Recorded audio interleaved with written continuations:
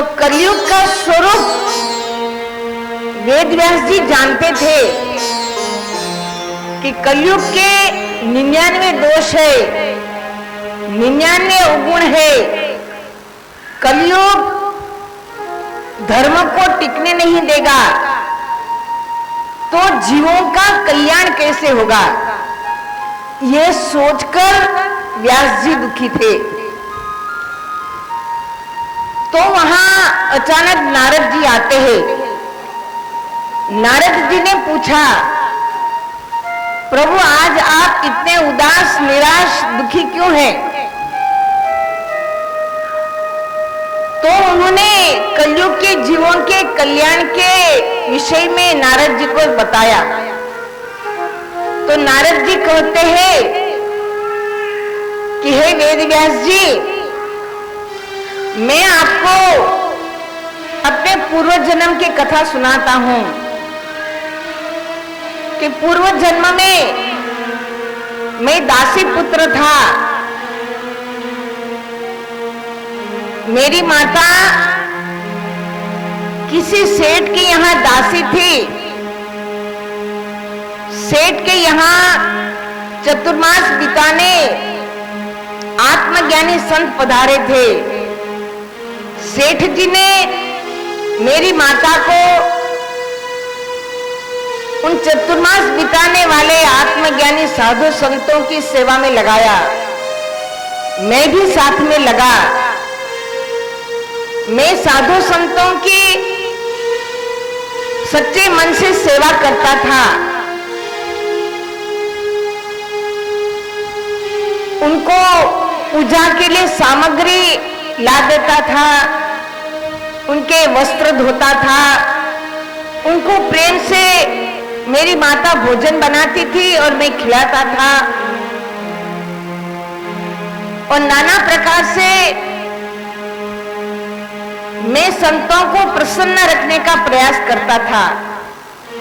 उनकी हर आज्ञा को मैं मानता था। जैसा वो कहते थे वैसा ही मैं करता था, और इसलिए वे साधु संत मुझ पर बड़े प्रसन्न रहते थे और मुझे शास्त्रों की आत्म कल्याणकारी बातें समझाते रहते थे, जिसको मैं हृदयंगम करता था, जिसका मैं पालन करता था, और इसलिए वे ज्यादा प्रसन्न रहते थे। तो उन्होंने मेरे प्रेम भाव को देखा तो मुझे आत्मज्ञान दिया। आत्मज्ञान क्या है? जो हम श्रीमद् भागवत सुनते हैं, तो भागवत का अर्थ है भ प्लस अवगत। भ यानी भगवान, भगवान श्लो, भगवान से अवगत होना यानी भगवान का परिचय होना। तो वही भागवत तत्व का उन्होंने मुझे ज्ञान दिया, और मैं उन्हीं के साथ बैठकर बड़ी प्रसन्नता से ध्यान साधना करता था। चतुर्मास बीत गया, उनके जाने का समय हुआ। जब वे जाने लगे तो मैंने कहा मैं भी आपके साथ चलूंगा, लेकिन उन्होंने कहा कि अभी तुम्हारी माता है, उनके प्रति भी तुम्हारे कोई कर्तव्य है।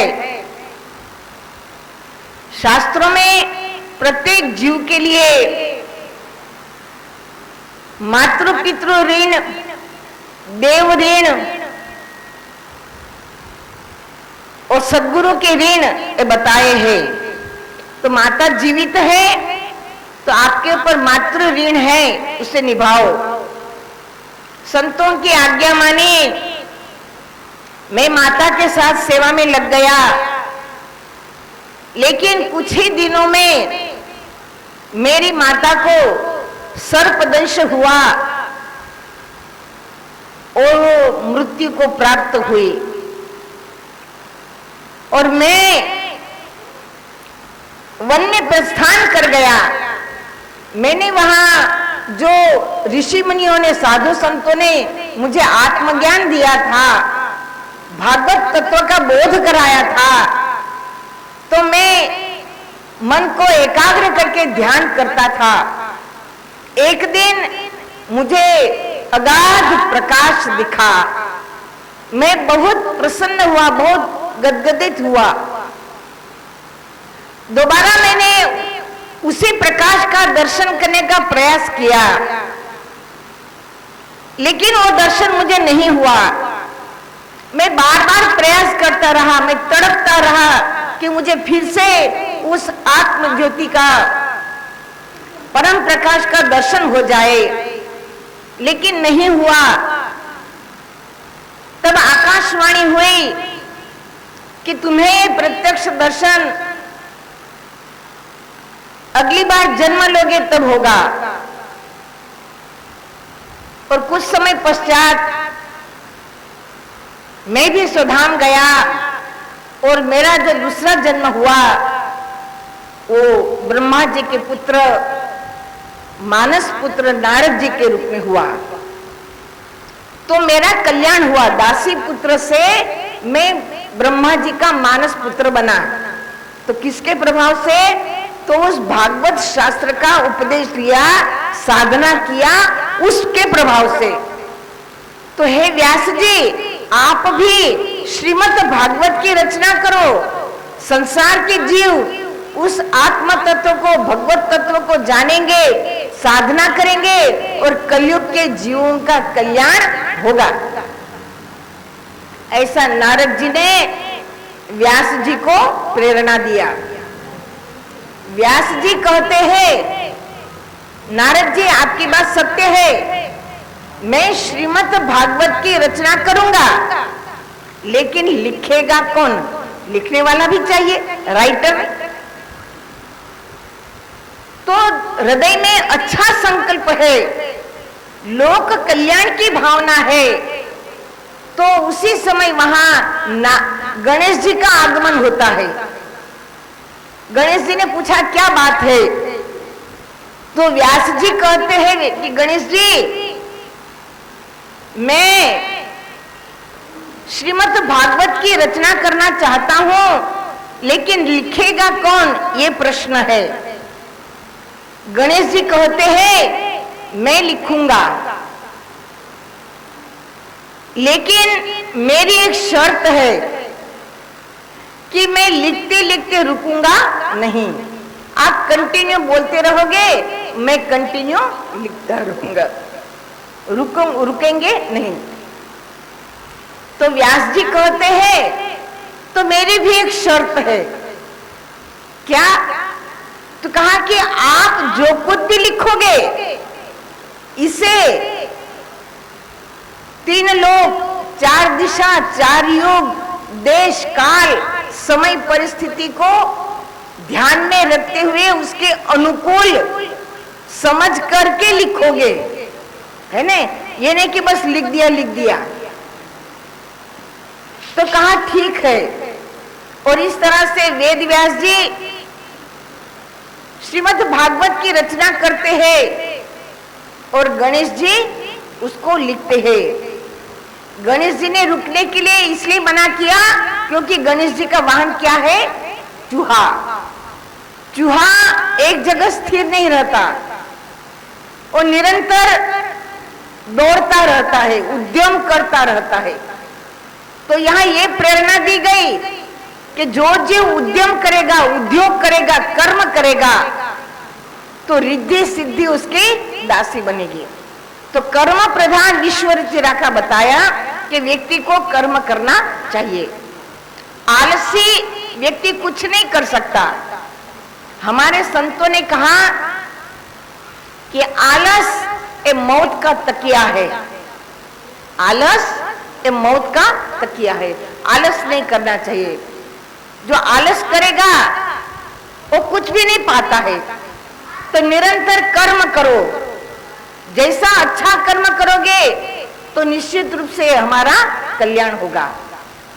तो इस तरह से वेद व्यास जी श्रीमद् भागवत के श्लोकों की, मंत्रों की रचना करते हैं, गणेश जी लिखते हैं, लेकिन कुछ कभी याद करने में टाइम लग जाता है, तो वेद व्यास जी कठिन श्लोक या कठिन कोई बात बता देते हैं ताकि गणेश जी उसको सोचते रहे और वेद व्यास जी और श्लोकों की रचना कर दे। जैसे उन्होंने कहा कि हिरण्यकशिपु के मुकुट का अग्रभाग स्वर्ग को छूता था। अब इसका अर्थ क्या हो सकता है? तो गणेश जी इसके विषय में सोचते हैं कि हिरण्यकशिपु के मुकुट का अग्रभाग स्वर्ग को छूता, इसका अर्थ क्या हो सकता है? तो जब सोचते सोचते थोड़ा समय लग जाता है, इतनी देर में व्यास जी और जो है मंत्रों की, श्लोकों की रचना करते हैं। तो इसका अर्थ ये बताया कि हिरण्यकशिपु स्वर्ग की संपत्ति को पाना चाहता है, लोभ वृत्ति है। फिर वहां इसका अर्थ लिखा गया, फिर श्लोक लिखते गए, फिर बीच में एक कोड़ा डाल दिया कि चित्रकेतु की करोड़ों रानियां थी। अब एक पत्नी हो तो आदमी परेशान हो जाता है, अब करोड़ों को कौन संभाले?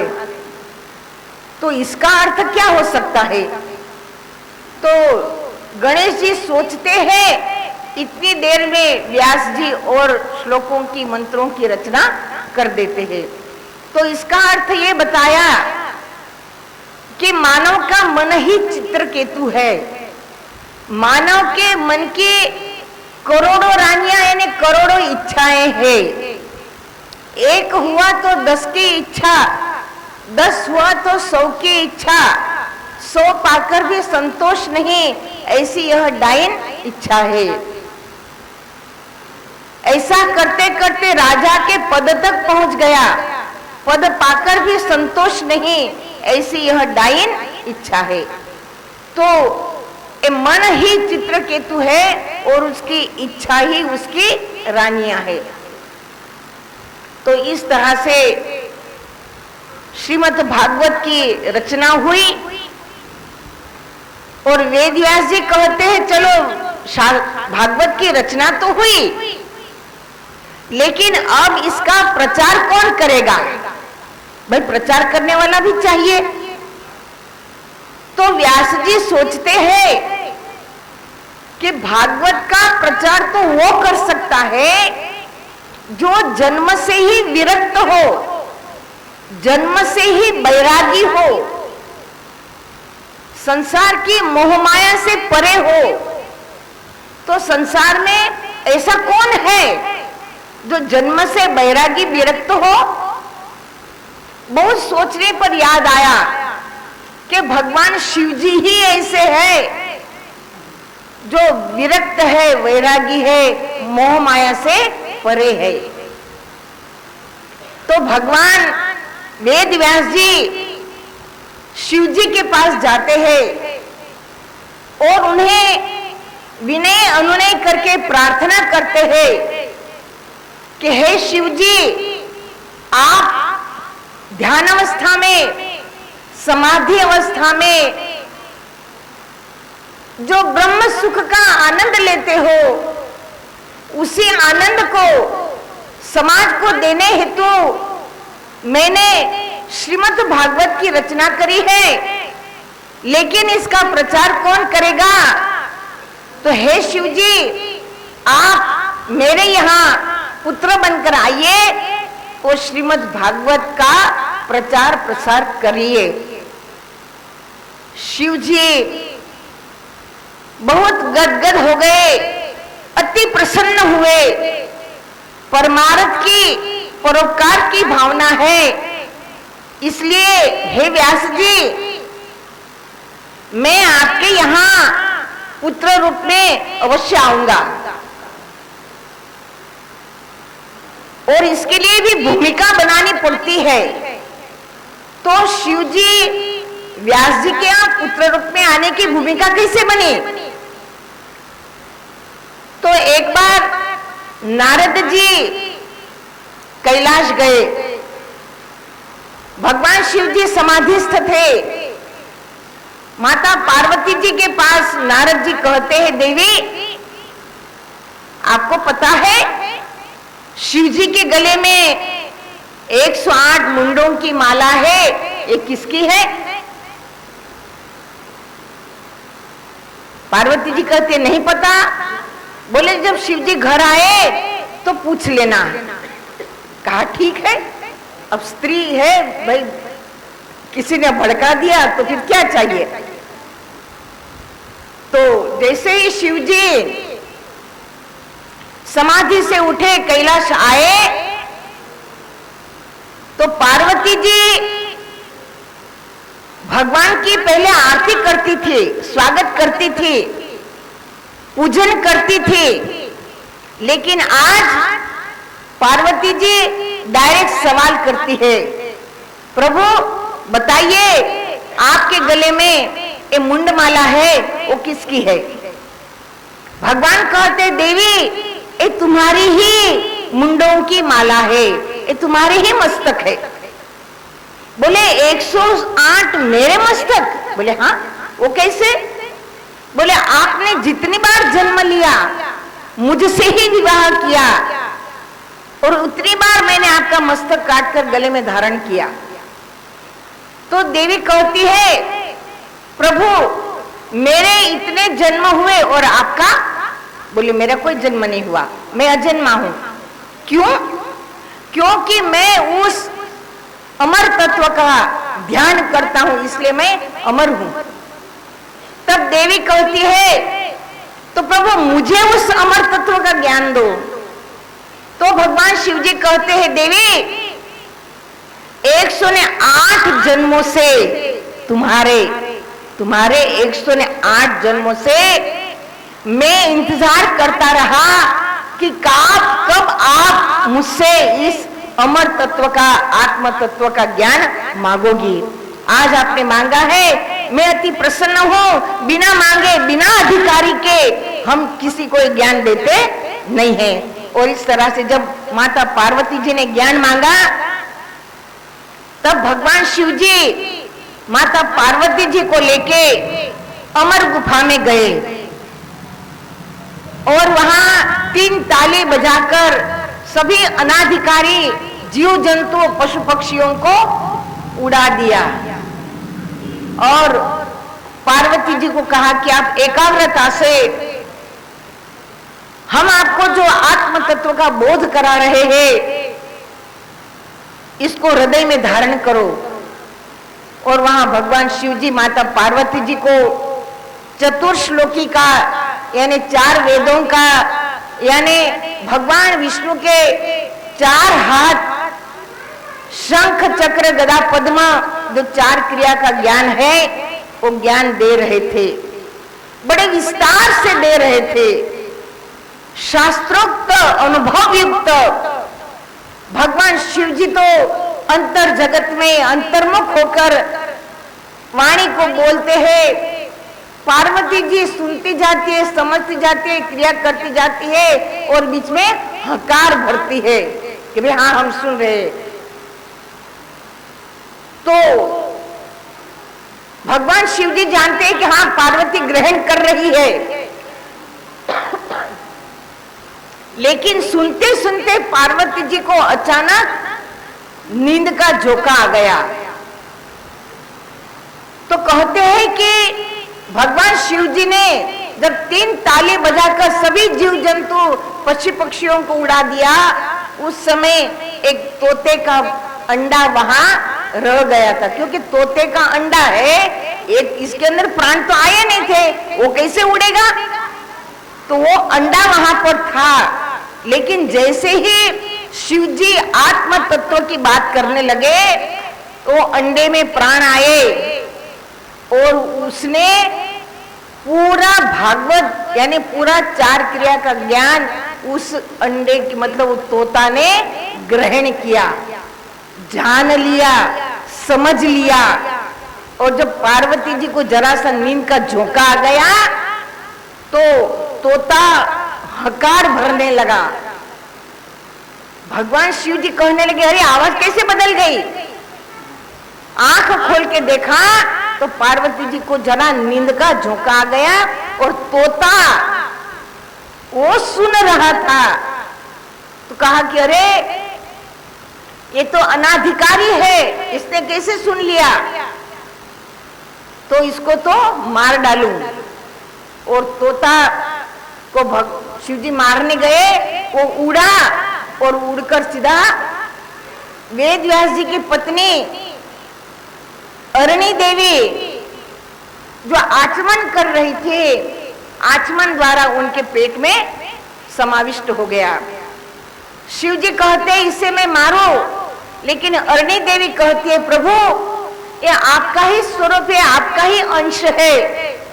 आप अंश अवतार के रूप में मेरे गर्भ में पधारे हो और आपको भागवत शास्त्र का प्रचार करना है, जीवन दान दो। और इस तरह से तोता यानी शुक मां के गर्भ में आ गए। भगवान शिव जी ने उसे आशीर्वाद दिया और वहां से प्रस्थान किया। अब तोता मां के गर्भ में, रमैया तेरी माया, मां के गर्भ में भगवान का ध्यान करते हैं। 16 वर्ष माता अरणी के गर्भ में सुखदेव जी ध्यान करते हैं। उन्हें संसार की नश्वरता का बोध हो गया। उन्हें ये पता चल गया कि संसार नाशवान है, ईश्वर भजन ही सत्य है, इसलिए वो जन्म नहीं ले रहे थे। तो वेद व्यास जी कहते हैं कि पुत्रा, जब मां के गर्भ में आए हो तो जन्म तो धारण करना ही पड़ेगा। लेकिन मां के गर्भ से सुखदेव बोलते हैं कि मुझे भगवान की माया से डर लगता है, मैं संसार में नहीं आऊंगा, मैं यहां बड़े प्रेम से भजन कर रहा हूं। लेकिन व्यास जी बार बार कहने लगे तो मां के गर्भ से सुखदेव जी कहते हैं कि भगवान श्री कृष्ण को यहां बुलाइए, वे मुझे वचन दे कि उनकी माया मुझे सताएगी नहीं। और तब व्यास जी भगवान श्री कृष्ण को बुलाते हैं और भगवान श्री कृष्ण ने अरणी के गर्भ में रहे सुखदेव जी को वचन दिया कि तुम्हें मेरी माया सताएगी नहीं, क्योंकि सुखदेव जी कहते हैं कि रमैया तेरी माया ने लूटो बाजार, रमैया तेरी माया ने लूटो बाजार, लूटो बाजार, लूटो बाजार, लूटो बाजार, लूटो बाजार, रमैया तेरी माया ने लूटो बाजार, रमैया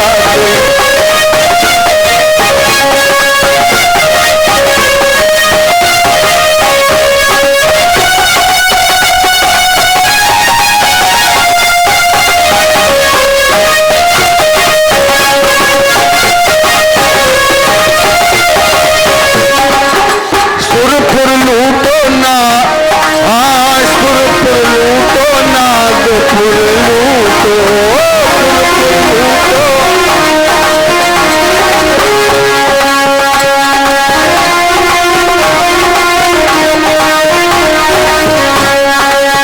सुरपुर लूटो, नागपुर लूटो,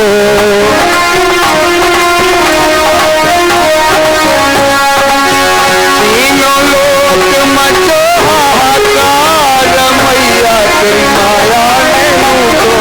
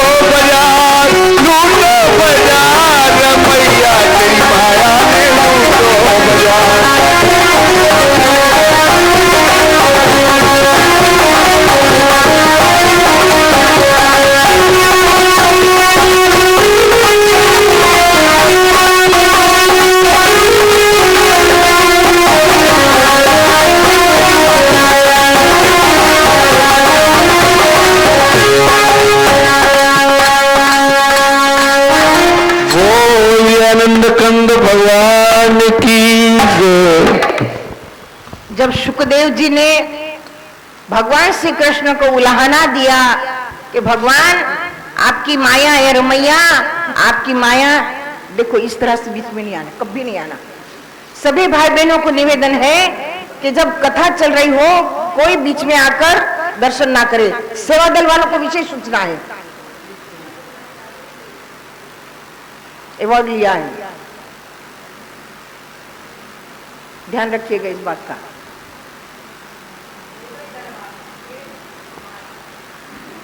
तो सुखदेव जी ने भगवान को उलाहना दिया कि रमैया तेरी माया ने देवलोक लूटा, नागलोक लूटा, सुरों को लूटा, असुरों को लूटा, नागों को लूटा, किसी को छोड़ा नहीं है, किसी को नहीं छोड़ा है, तो मुझे भी नहीं छोड़ेगा। लेकिन तब भगवान श्री कृष्ण ने सुखदेव जी को वचन दिया, आश्वासन दिया, आशीर्वाद दिया कि मेरी माया तुम्हें सताएगी नहीं। आप जन्म लो और जन्म लेकर जो तुम्हारा जन्म का उद्देश्य है, लोक कल्याण की जो भावना से तुम्हारे पिता ने भागवत की रचना करी है, इसे परिपूर्ण करे। और इस तरह से भगवान का आशीर्वाद पाके माता अरण्य ने पुत्र को जन्म दिया।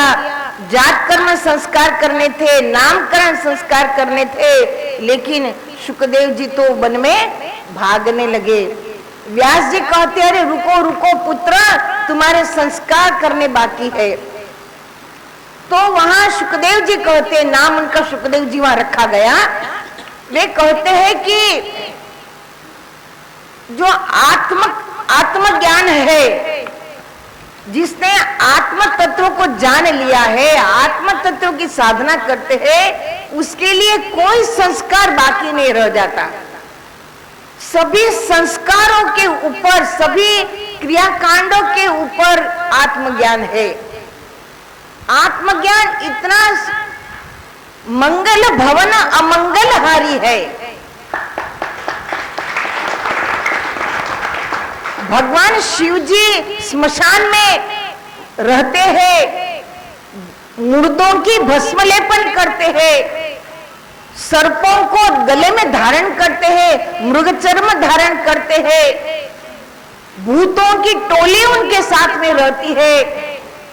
भगवान शिव जी काली विद्या भी जानते हैं, उसको प्रकट किया था उन्होंने अपने एक लट खोल के दक्ष प्रजापति का यज्ञ को भंग करने। तो भगवान शंकर ये सारा करते हुए भी वे नाम का स्मरण करते हैं, आत्म ज्योति का ध्यान करते हैं, इसलिए मंगल भवन अमंगल हारी। भगवान का नाम इतना मंगलमय है कि आप उसे सबही सुलभ सब दिन सब देशा सेवत सादर समन कलेशा, सारे क्लेश उससे दूर हो जाते हैं। और ये सबके लिए हर जगह हर देश में सुलभ है। इसके लिए कोई समय वार तारीख जगह निश्चित नहीं है, ये ओमनी प्रेजेंट है, सर्वव्यापक है, सबके लिए है। तो ऐसा सुखदेव जी समझाते हैं कि ऐसा आत्म तत्व को जानने के बाद कोई संस्कार का कोई महत्व नहीं रह जाता। व्यास जी पीछे पड़ते हैं, पुत्र रुको रुको रुको। तो सुखदेव जी कहते हैं पिताश्री, कौन किसका पुत्र, कौन किसका पिता। आप पेड़ को भी पत्थर मारो जिस पर फल लगे हैं, तो भी पेड़ फल देता है। तो पेड़ कितना परोपकारी है, पत्थर खाकर भी समाज को वो अपना पुत्र, फल पेड़ का पुत्र है, वो आपको फल देता है। तो पिताश्री आप मेरे पीछे क्यों पड़ते हो? मैं भी परोपकार के लिए, आत्म कल्याण के लिए वन में जा रहा हूं। पिताश्री आप और हम सब उस परम पिता परमात्मा के पीछे पड़े तो हम सबका कल्याण होगा। जैसे वहां उदाहरण दिया कि अकबर बादशाह का बेगम से लड़ाई झगड़ा हो गया। तो बादशाह ने क्रोध में रानी को कहा कि निकल जाओ हमारे महल से, और आपने हमारी सेवा करी है इसलिए कोई भी एक वस्तु साथ में ले जाओ और यहां से चली जाओ। बेगम ने कहा ठीक है। बेगम ने बीरबल से वार्तालाप किया, सलाह मशवरा किया, और देखो परिणाम क्या हुआ। जब सवेरा हुआ, राजा की आंख खुली तो सामने बेगम दिखी।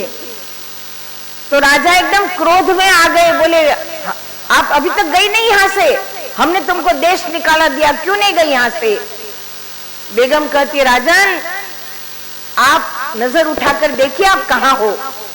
जब राजा ने आंख खोलकर चारों तरफ देखा तो राजा कहां था, जंगल में। तो रानी कहती है राजन आपने ये कहा था कि कोई भी एक वस्तु साथ में ले जाना, तो मैं आप ही को पलंग सहित ले गई हूं। तब राजा का गुस्सा शांत, बोलता है ठीक ठीक चलो चलो महल में चलते हैं। तो क्या हुआ, एक साधे सब सुधे।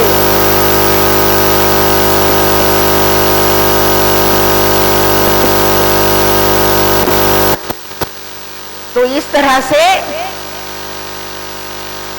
सुखदेव जी अपने पिताजी को समझाते हैं कि पिताश्री हम सब लोग एक परमात्मा के पीछे पड़े, और इस तरह से सुखदेव जी समझा करके वन में चले जाते हैं, वहां ध्यान साधना करते हैं और अपने आत्म कल्याण के लिए लग गए। आगे के प्रसंग में नैमिषारण्य में 88,000 ऋषि मुनि जो शौनकादिक थे 1000 वर्ष तक चले, ऐसा ब्रह्म यज्ञ कर रहे थे। और वहां अचानक सूत जी पधारते हैं। जैसे ही सूत जी आते हैं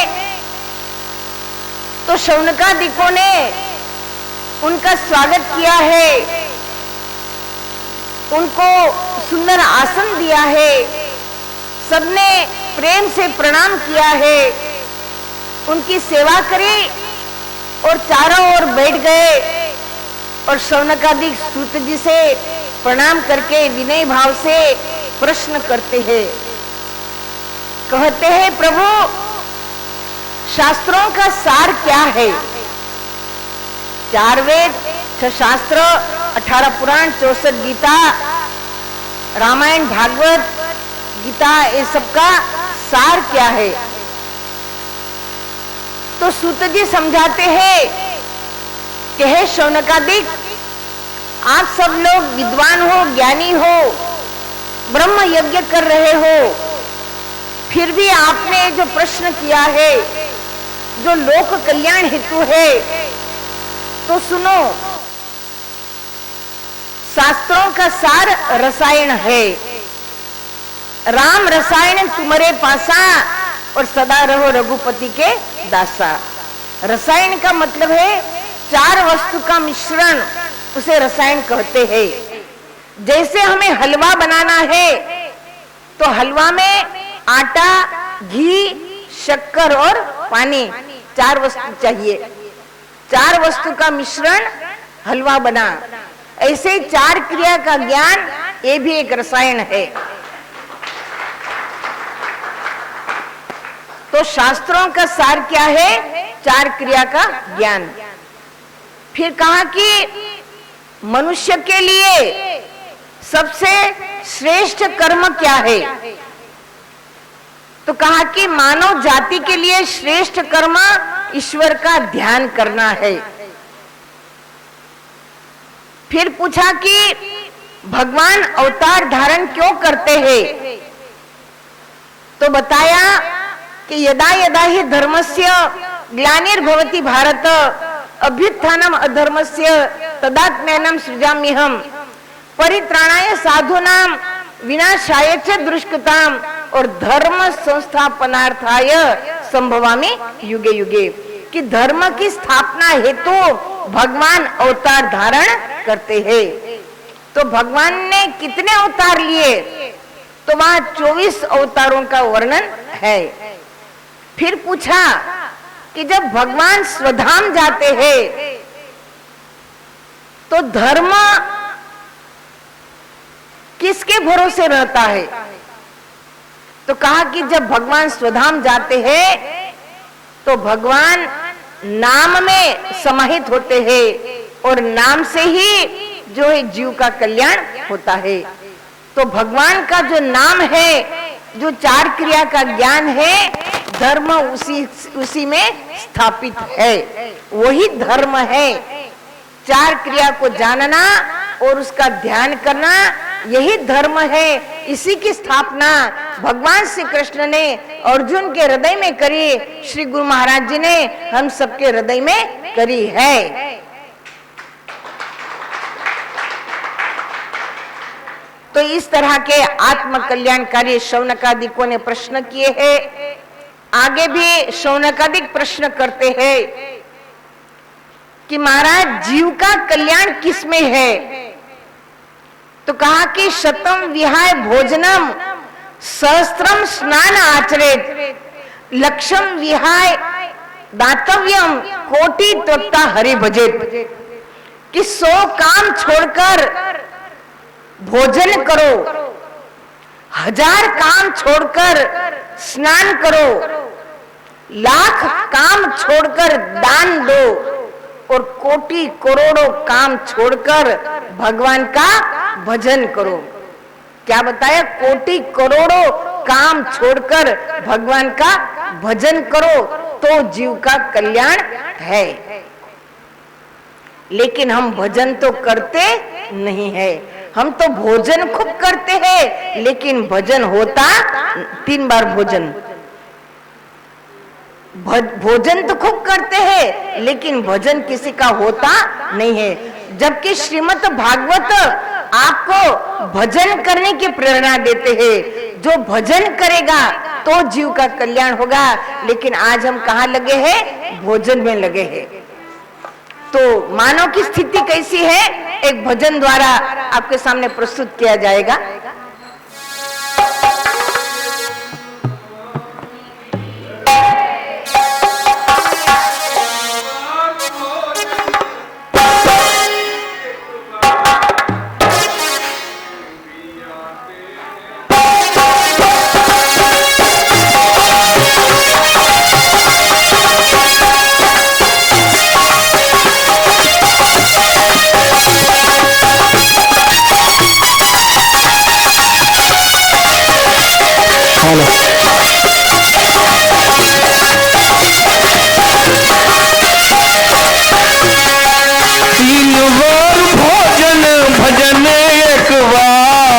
इसमें भी आते हैं झंझट 1000, इसमें भी आते हैं झंझट 1000।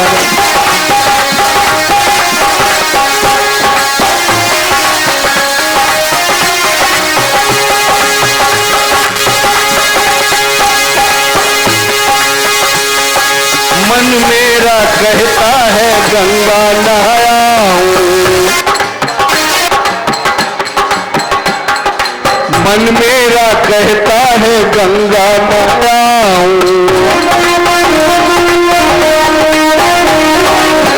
गंगा नहाऊं और जमुना नहाऊं।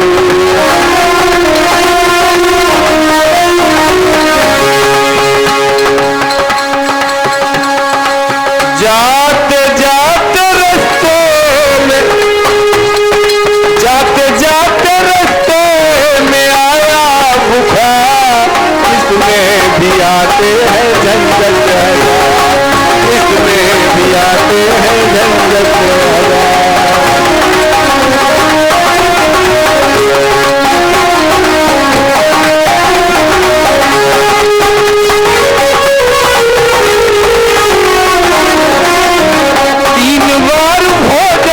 भजन एक बार, 3 बार भोजन भजन एक बार, इसमें भी आते हैं झंझट 1000।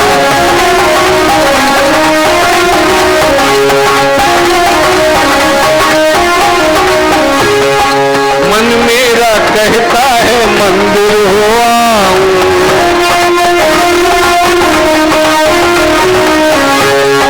मंदिर हो आऊं और दर्शन कर आऊं।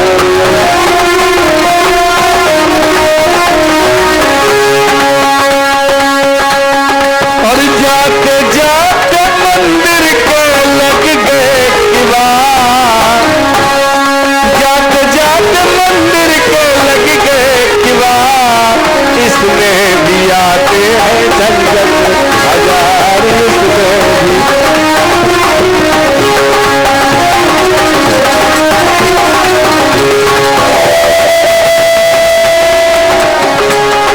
तीन बार भोजन, तीन बार भोजन, भजन एक बार, इसमें भी आते हैं झंझट हजार, इसमें भी।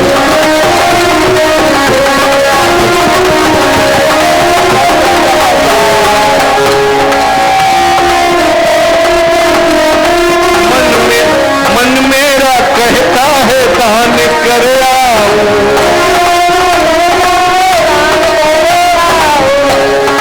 दान कर आऊं और धर्म कमाऊं।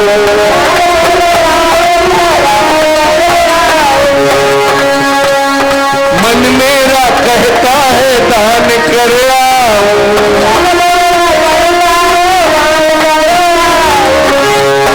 दान कर आऊं और धर्म कमाऊं।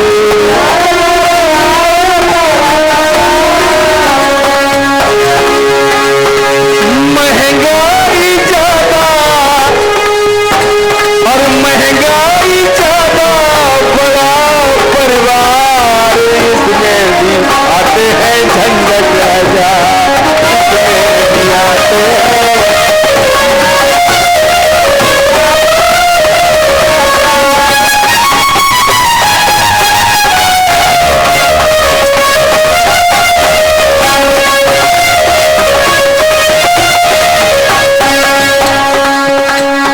तीन बार भोजन और तीन बार भोजन, भजन एक बार, और इसमें भी आते हैं झंझट हजार।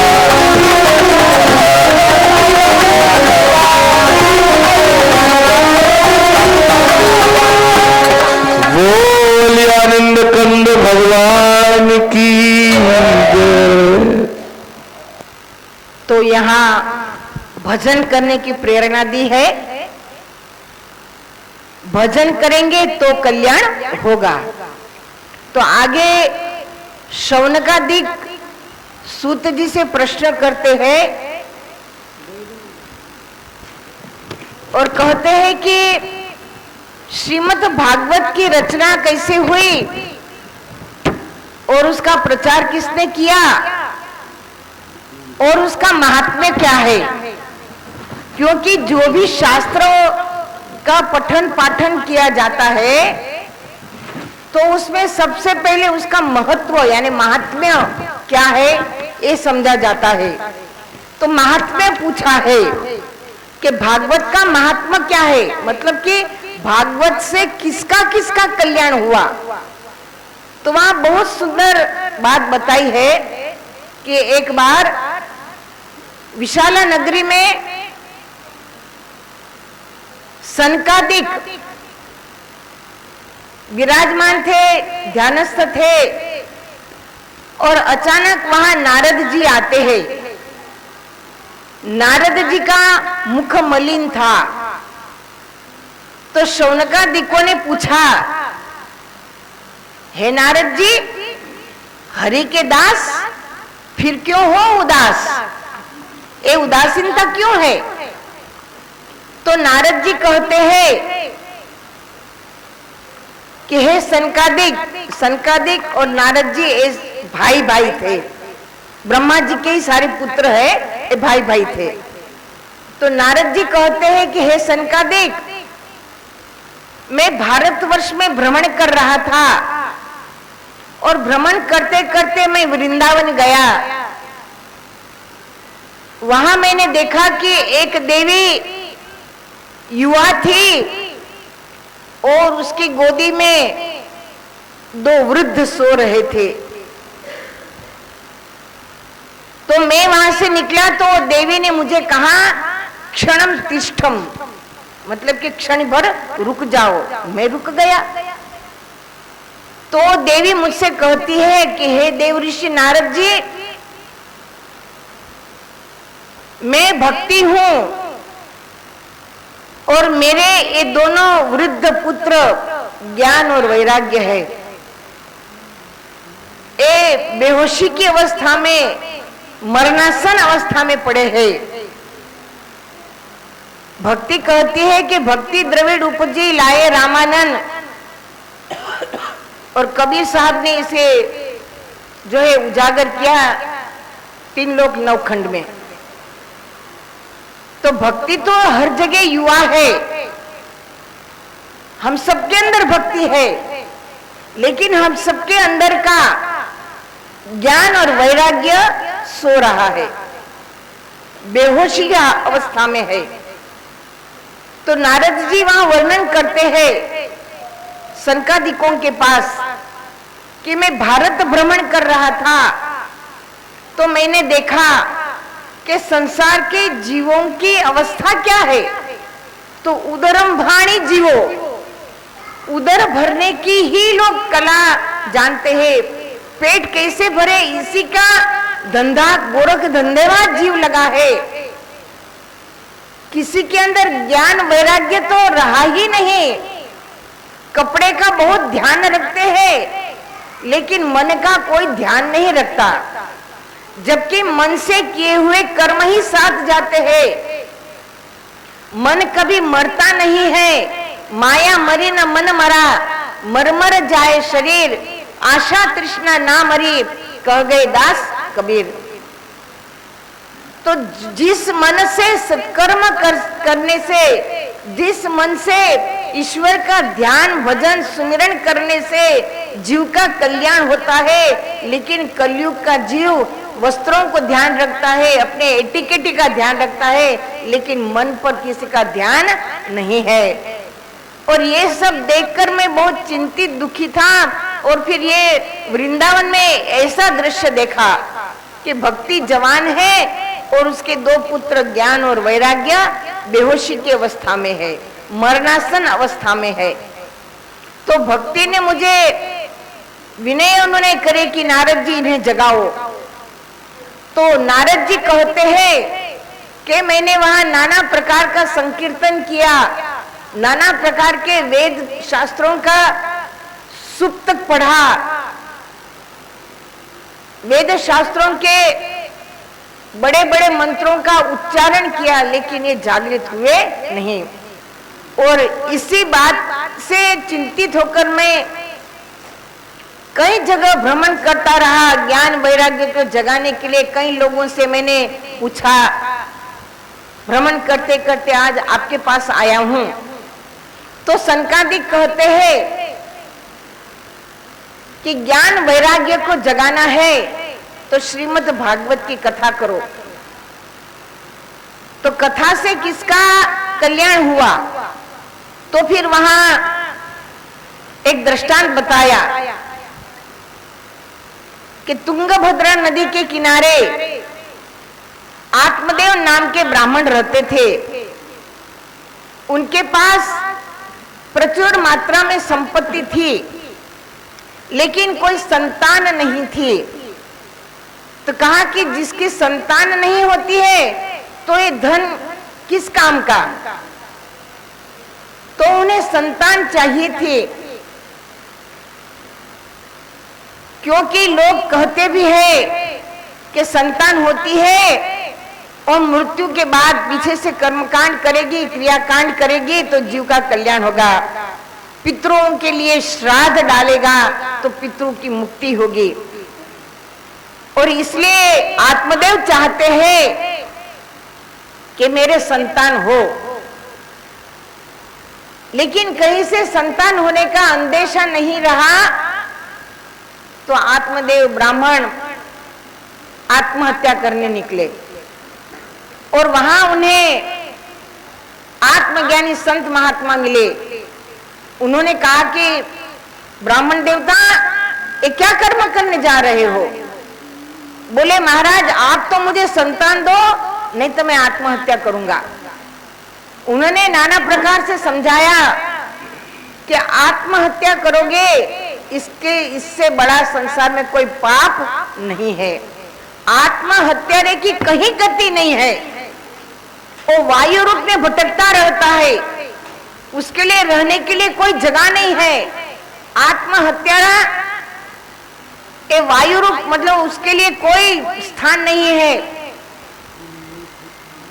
तो कहा कि अब आत्महत्या न करे, भगवान का भजन करो। और आप ये चाहते हो कि पुत्र हो, लेकिन पुत्र होने से आपकी मुक्ति होगी, इसकी क्या गारंटी है? हमारा शरीर हमको सुख नहीं देता, मेरे घुटने दर्द करते हैं तो मेरे अंग के अवयव मुझे सुख नहीं देते, तो पुत्र सुख देंगे, इसकी क्या गारंटी है? तो सज्जनों, कहा कि पुत्र भी 4 प्रकार के होते हैं। एक ऋणी पुत्र है, पिछले जन्म का कोई ऋण होता है उसको चुकाने आता है। एक विरोधी पुत्र होता है जो माता पिता का विरोधी करता रहता है, जिसको शत्रु पुत्र कहा। एक जो है ऐसा ही होता है कि बस चलता है, चलने दो, माता पिता की कोई कदर करता नहीं है। और एक जो है आज्ञाकारी पुत्र होता है, सेवक पुत्र होता है। तो सेवक पुत्र तो सेवा करेगा, लेकिन एक पुत्र है आपका विरोध करेगा, एक ऋण चुकाएगा। तो आप क्या करोगे? कोई तुम्हारी सेवा नहीं करेगा, कोई तुम्हें पूछेगा नहीं, चौथा पुत्र कोई पूछेगा ही नहीं, क्या करोगे? तो पुत्र को छोड़ो और भगवान का भजन करो। लेकिन आत्मदेव कहते नहीं, आप तो मुझे पुत्र दो, नहीं तो मैं आत्महत्या करूंगा। बहुत जिद पकड़ ली। तब साधु संतों को दया आई, उन्होंने आत्मदेव को एक फल दिया।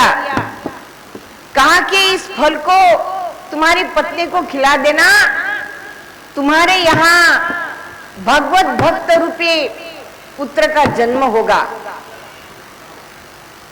आत्मदेव ब्राह्मण उस फल को लेकर घर आए और पत्नी को, जिनका नाम धुंधली था, फल खिला दिया। कहा कि लो ये फल तुम खा लो। धुंधली ने वो फल को ले तो लिया लेकिन खाया नहीं। धुंधली सोचने लगी कि यदि मैं इस फल को खाऊंगी, सगर्भा रहूंगी, तो मेरी ननद, मेरी जेठानी घर में आएगी और मेरा सारा माल सामान लूट जाएगी। फिर मैं गर्भवती होंगी, मेरा पेट बढ़ेगा, मैं कुरूप दिखूंगी। पुत्र जन्म की पीड़ा भी बहुत असहनीय होती है। तो ये बात उसने अपनी बहन को बताई। बहन कहती है कि धुंधली चिंता मत करो, इस फल को तुम गाय को खिला दो और मेरे गर्भ रहा है, मेरा पुत्र जन्मेगा, वो मैं तुम्हें दे दूंगी। बदले में तुम मुझे धन दे देना। कहा ठीक है। और इस तरह से दोनों बहनों में सुलह हो गई और धुंधली ने उस फल को, उनके घर में जो गाय पलती थी, गाय को फल खिला दिया। उस फल खाने से गाय भी सगर्भा हुई और इधर धुंधली की बहन को पुत्र हुआ और इधर गाय ने भी बछड़े को जन्म दिया। धुंधली ने चालाकी से बहन के बेटे को गोद ले लिया, उसको धन दे दिया, क्योंकि वो तो मायके चली गई थी कि मैं हम मायके रहूंगी। और इस तरह से बहन का बच्चा ले लिया और अपने ससुराल आए। आत्मदेव से कहती है कि ये हमारा बच्चा जन्मा है। और उधर गाय का भी बछड़ा जन्मा। धुंधली के पुत्र का नाम रखा गया धुंधकारी। अब धुंधकारी और गाय से जो बछड़ा हुआ उसके गाय से बछड़ा नहीं, लेकिन पुत्र जन्मा, लेकिन गाय से जन्मा तो उसके कान गाय के कान थे, इसलिए उसका नाम रखा गोकर्ण। बोलो गोकर्ण महाराज की, गोकर्ण महाराज की। गोकर्ण साधु संतों के आशीर्वाद के फलस्वरूप जन्मे हैं। और धुंधकारी अपनी बहन जो असुर वृत्ति की थी उससे जन्मा था, तो उसका नाम धुंधकारी रखा। जैसा नाम है वैसा उसका गुण भी है। अब एक दैवी संपत्ति वाला जीव है और एक आसुरी संपत्ति वाला जीव है। दोनों भाई साथ में पलने बढ़ने लगे, लेकिन धुंधकारी अपने स्वभाववश नगर के बच्चों को भी परेशान करता है, स्त्रियों को छेड़ता है, चोरी लूटपाट करता है, विषय वासनाओं में फंसा है। और गोकर्ण महाराज भगवान का भजन करते हैं, सत्कर्म करते हैं, सत्कीर्तन करते हैं, सबको सद्भावना की शिक्षाएं देते हैं। दोनों भाइयों में ये तफावत है। धीरे धीरे धुंधकारी वेश्याओं के विषय वासनाओं के चक्कर में ऐसा फंसा कि अब वो लोगों की हत्याएं करने लगा, आतंक मचाने लगा, घर में से धन की चोरी करने लगा। और आत्मदेव बड़े दुखी हो गए कि मेरा पुत्र कैसा कुसंस्कारी निकला। और आत्मदेव ब्राह्मण बहुत दुखी हो गए। गोकर्ण महाराज समझाते हैं, पिताश्री आप संसार की मोह माया से मन को हटाकर वनवास ग्रहण करे, भगवान का भजन कर अपने आत्मा का कल्याण करो। गोकर्ण महाराज ने पिताश्री को बहुत अच्छी तरह से भगवान का भजन करने की प्रेरणा दी, आत्म कल्याण की बात समझाई, मोह माया से मन को हटाने की बात समझाई, यहाँ कौन किसका होता है बहुत अच्छी तरह से समझाया। आत्मदेव ब्राह्मण पुत्र गोकर्ण की बात को समझे और उन्होंने वनवास स्वीकार किया। इधर धुंधकारी उसका अत्याचार बढ़ने लगा और अपनी माँ से कहता है, माँ मुझे सारे खजाने की चाबी दे दो। लेकिन माँ नहीं दे रही थी, तो धुंधकारी ने अपनी माँ को भी मार डाला। और इस तरह से उसका पाप इतना बढ़ने लगा। गोकर्ण महाराज सोचते हैं कि ऐसी जगह मुझे भी रहना नहीं है, माता नहीं रही, पिता नहीं रहे, अब मुझे भी यहाँ रहना नहीं है। गोकर्ण महाराज भी तीर्थों में चले गए। और इधर धुंधकारी वेश्याओं के चक्कर में ऐसा फंसा कि उनको खुश करने के लिए राजभवन में चोरी करी, सोना चांदी हीरा माणिक चोरी करके लाया, वेश्याओं को दिया। वे सोचने लगे कि इतना कीमती माल लाया है, यदि पकड़ा गया तो हम भी पकड़े जाएंगे। तो उन वेश्याओं ने धुंधकारी को बांधा और नीचे से अग्नि जलाकर मार डाला। अब धुंधकारी के इतने पाप बढ़े थे और इस तरह की मृत्यु हुई, तो कहता है कि धुंधकारी प्रेत बना। धुंधकारी की मृत्यु की खबर गोकर्ण महाराज को मिली। गोकर्ण महाराज सोचते हैं कि कैसा भी है तो मेरा भाई, तो मेरे भाई के उद्धार के लिए मैं पिंडदान करूंगा, श्राद्ध करूंगा। और गोकर्ण महाराज ने गया में जाकर अपने भाई के लिए, मुक्ति के लिए पिंडदान दिया है। तर्पण किया है, श्राद्ध किए हैं। आपको पता होगा कि जिस किसी के नाम से नाम का तर्पण किया जाता है, पिंडदान दिया जाता है, तो उनके कुल का नाम लिया जाता है। तो गोकर्ण महाराज ने आत्मदेव के कुल का नाम धुंधकारी के लिए बताया और वहां के जो पंडित लोग थे उन्होंने उसका नाम लेकर, उनके कुल का नाम लेकर धुंधकारी के मुक्ति के लिए जो है तर्पण किया। फिर भी धुंधकारी की मुक्ति नहीं हुई। तो यहाँ ये बहुत समझने की बात है कि तो धुंधकारी की मुक्ति गया में जाकर भी की तो क्यों नहीं हुई। तो ये समझाया कि धुंधकारी तो आत्मदेव ब्राह्मण के वंश का नहीं था, वो तो धुंधली के बहन के वंश का था। तो उनके वंश का कुल का नाम लेते तो उसकी मुक्ति होती है, और इसलिए धुंधकारी की मुक्ति नहीं हुई। तो कहते हैं कि गया में जो श्राद्ध, तर्पण, पिंडदान किए जाते हैं तो निश्चित रूप से उसकी मुक्ति होती है। तो होती ही है, इसका कारण क्या है? तो इसकी कथा हमारे वेद पुराणों में आती है कि गया नाम का असुर था।